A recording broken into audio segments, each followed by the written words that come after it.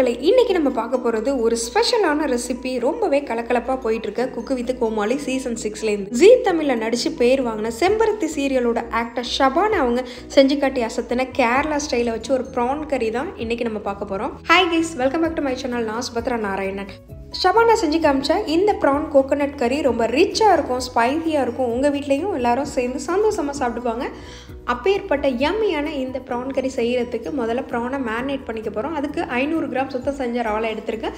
அதில் 1/2 டீஸ்பூன் மஞ்சள் தூள், 1 டீஸ்பூன் மிளகாய்த்தூள், 1 டீஸ்பூன் உப்பு, இது எல்லாத்தையும் சேர்த்து நல்லா பெசரி இந்த ப்ரானில் இந்த மசாலா நல்லா இறங்கணும்.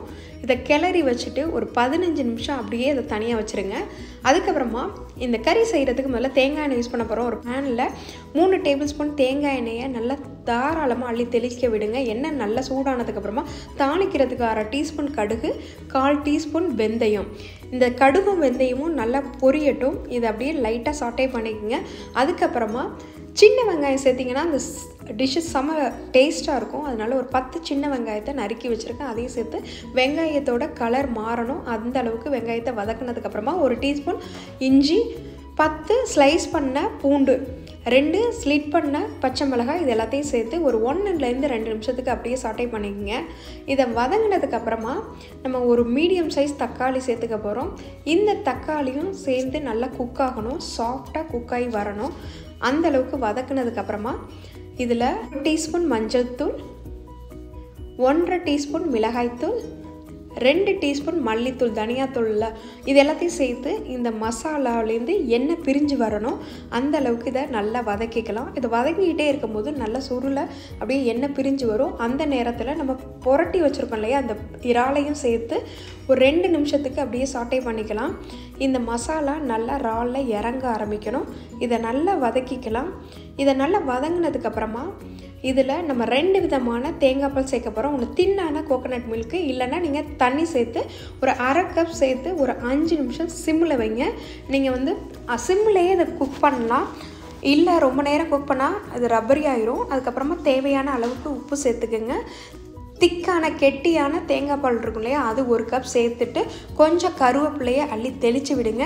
லைட்டாக அப்படியே கலரி ஒரு 2 to 3 மினிட்ஸ் அப்படியே சிம்மில் இருக்கட்டும். அதுக்கப்புறமா இதை அப்படியே நம்ம அந்த ப்ரான் நல்லா குக் ஆகி இந்த மசாலா தேங்காய் பால் எல்லா ஃப்ளேவரும் நல்லா இறங்கிரும். அதனால் இதை கொதிக்க வச்சிடாதீங்க. இந்த மீன் டைமில் நம்ம இதுக்கான தாளிப்பு செம்ம டேஸ்ட்டு கொடுக்குறதுக்காக 1 டேபிள் ஸ்பூன் தேங்காய் எண்ணெயில் 3 காஞ்ச மிளகாய், கொஞ்சம் கருவேப்பிலையே அப்படியே இதமாக பதமாக அப்படியே வதக்கிக்கிங்க. அந்த ஃப்ளேவரை நீங்கள் சாப்பிட்றதுக்கு முன்னாடி இப்போ பார்த்திங்கன்னா இந்த டிஷ் கம்ப்ளீட்டாக ரெடி ஆகிருக்கும். அந்த தாளிப்பு அதில் சேர்த்துட்டு லைட்டாக அப்படி கிளறி விடுங்க.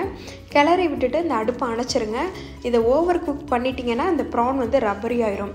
அப்புறம் என்ன அப்படியே மணன்னு மணக்கும். அந்த சுடு சாதத்தோட தேங்காய் பால் சாதம், ஜீரா ரைஸு, வெரைட்டி ரைஸாக இருக்கட்டும், இடியாப்பம், இட்லி, தோசை, ஆப்பம், இப்படி எல்லாத்துக்குமே செம டேஸ்ட்டாக இருக்கும். அப்படியே நாக்கில் ஜிவ்வுன்னு ஊறும்.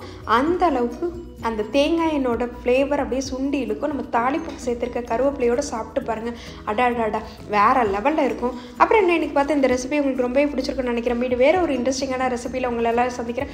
Until then, signing out, Subhadra Narayan. Take care, bye-bye. Thanks for watching.